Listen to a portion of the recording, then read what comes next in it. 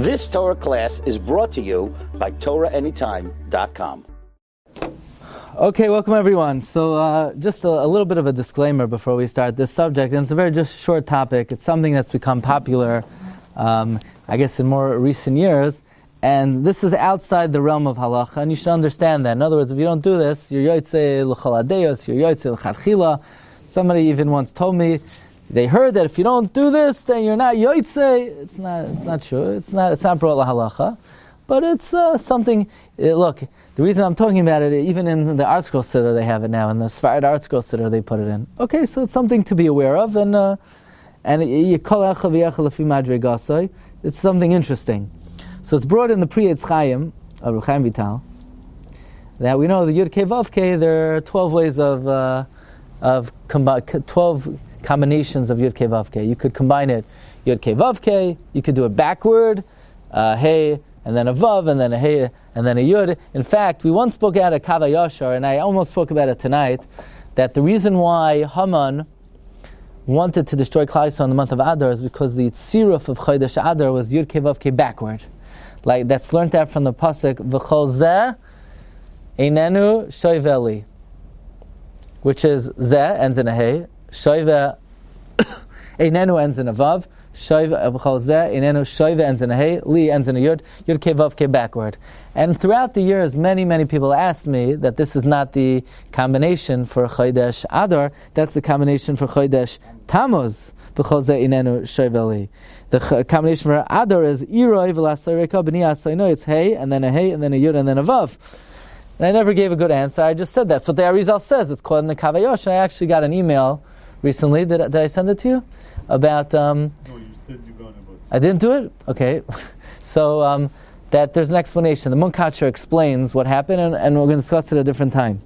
However, there's an idea that each month has a different combination of Yud Kei Vav Kei, and when you say the words Baruch Atah Hashem, Mekadesh Yisrael for Rosh Chodashim, you should have in mind when you say that name of Hashem, the Yud Kei Vav Kei that corresponds to that month.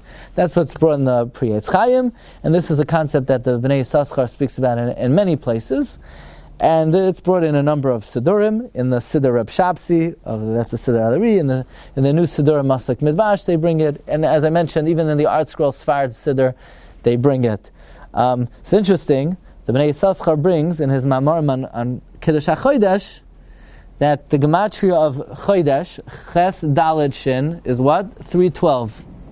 312. What's the significance of that? There are 12 months a year. Each month has a different Yud Kei Vav Kei. 12 times 26 is what? 312. 12 times 312. Gematria Chodesh. Shin Yud Beis. So the Gematria of Chodesh is 12 times the 26. Very interesting.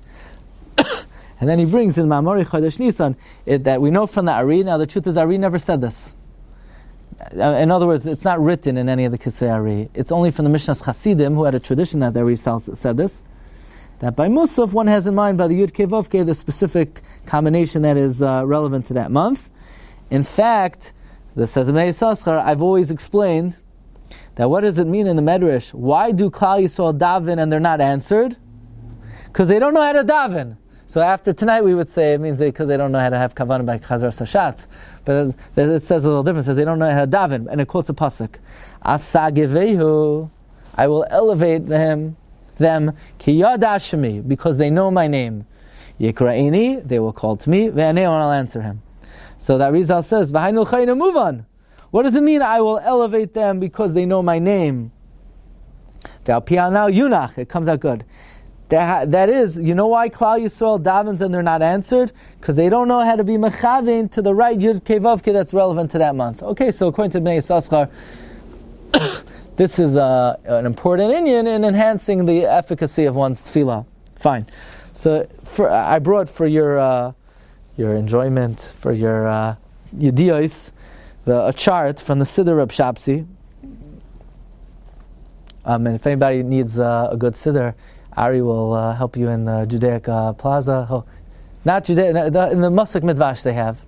Only the Mayadim I have for Siddharap Shop. Oh, only the Mayadim. If you need anything, Ari will take care of you, right? But over here we have a chart of the Yud Kei Vav Kei combinations all the months. So Nisan is in order. Yismachu Hashamayim Misagal Aretz in order, and that's why Adar was originally backward. Nisan was in order, and Adar was perhaps, at least according to the Kavayosha, was V'chol Zayin Shavli backward. And the month of Adar is Iroi V'lasarei Kabini Yasaynai.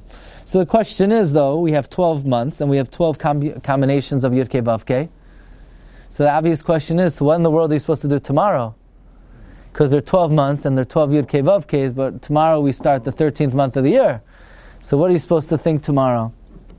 So if you look in the Siddharap Shop, it says Va'adar Peh Zayin Aleph Yud Beis Serufim, basically Latzalak. You know, what's he saying? But in the Masuk Midvash, they simplify it. They say Adar Sheini Chavin B'chlolos Kulam Yachad. You have in mind all of them. Okay, so that's why I'm prepping you for tomorrow. Tomorrow, Baruch Atah Hashem, you have in mind all the Yud Kei Vav. Now the truth is, it's not only Yud Kei Vav Kei, it's also the Aleph, and then the Hey and the Yud and the Hey also have 12 combinations. Okay, but one at a time. So basically it comes out that every month has a different permutation of Yud Kei Vav Kei, and Adar Beis, you have all of them. So the question is why? Why Adar Beis do you have all of them? Like, what's Adar Beis all about? So I happened to find right before this year from Rav Wolfson, he says an idea based on some share we gave recently about Shevet Dan. Remember Shevet Dan? Shevet Dan, like many of them, were cast out of the Anani HaKavod. See, every month of the year corresponds to a different tribe. But, so you have some Yidden belong to Yehuda, Nisan, some Yidden belong to Dan, which is Teves, Dan. But what about the Jews that are like thrown out of the Anani HaKavod? They don't have any month. They're like lost. They don't belong to anything. So who's going to reel them in? Those Jews, they belong to Adar Sheini. Adar Sheini is the Koilo month. It's even for the Dananites who are thrown out of the Anani HaKavod, and they have no place in the Shvatim, and they have no month of the year. Adar Sheini is Koilo, everybody. Every year is Nichlal in Adar Sheini. Every Jew could come in Adar Sheini. So let's read this. He says, Yishalmi says that the miracle of Purim happened in an Ibriyar in Adar Sheini. So you have to understand, what do you mean Adar Sheini? There's no such thing as Adar Sheini. There are only 12 tzirufim of the Yud Kei Vav Kei, and there are 12 months of the year. What would Adar Sheini be even? So some Siddurim bring down that Adar Sheini, you have in mind everything. What's the pshat? So Rav Wolfson suggests that those who were thrown out from Shevet Dan, Michutz Lamachana, so they're like outside of the realm of the 12 combinations of Yud Kei Vav Kei. They're sort of even outside of the spectrum of Chodesh Adar. So there are Jewish souls that they seem to be, they're like outside of the pale. Meaning the moon has 12 months. So there's some Jews, they have nothing to do with the moon. It's like they're not part, but they still come in under the sun. The extra month of Adar welcomes in these Jews. So it's, in other words, it looks now, the moon is Klal Yisrael. The sun is the Goyim. So it looks like these Yidden, they're like Umay Soilim, they're Goyim almost. No, but once in a while, we could reconcile and bring in even those under the domain of the sun into the spectrum of Klal Yisrael. That's the concept of Adar Sheini. Adar Sheini is able to take a Yid who doesn't necessarily fall under the domain of the moon. He's not a regular Yid, so to speak. He's fallen out of the spectrum. He's like, so to speak, like one of the Umay Sa'olam under the sun. He too could come in Adar Sheini. But the Rebbeinu is Choyshev Machshavos Bal Yidach Meno Nidach, and all those Neshamos, they are able to take refuge in Adar Sheini. So, but what Shevet are they in? They don't have a Shevet. The answer is, they're in the Koilel. Which Koilel? We're not going to say which Koilel. They're, like we say, when you're off by one, in HaKoilel, with the Rebbeinu Shalom, you could add one. So too, you have 12 Shvatim. The 13th one is the Rebbeinu Shalom himself, who is the Koilel Kol HaOlam, is able to take in these Jews, Tachas Combinations of Mussaf. And the miracle of Purim, in fact, occurred in a year where it was an Ibriyar, and it happened according to at least one of the four opinions we learned in the Yerushalmi. It happened in Adar Sheini. So first of all, it's worthwhile to be aware that tomorrow's Kavana, so tomorrow, for whatever, must be a big avodah during the davening, because during those words, Baruch Atah Hashem, Mekadesh Yisrael, V'Rosh Chadashim, that encompasses the entire year, and it encompasses and welcomes every Jew. And it's a month of the year that even if, so to speak, we've slipped, we could be come, maybe not Tachas Chodesh Halavana, but Tachas Hachama. And this way, it's an opportunity for every Jew to come Tachas Kanfei Shechina. Rabbi Say, Agun Chodesh. You've just experienced another Torah class brought to you by TorahAnytime.com.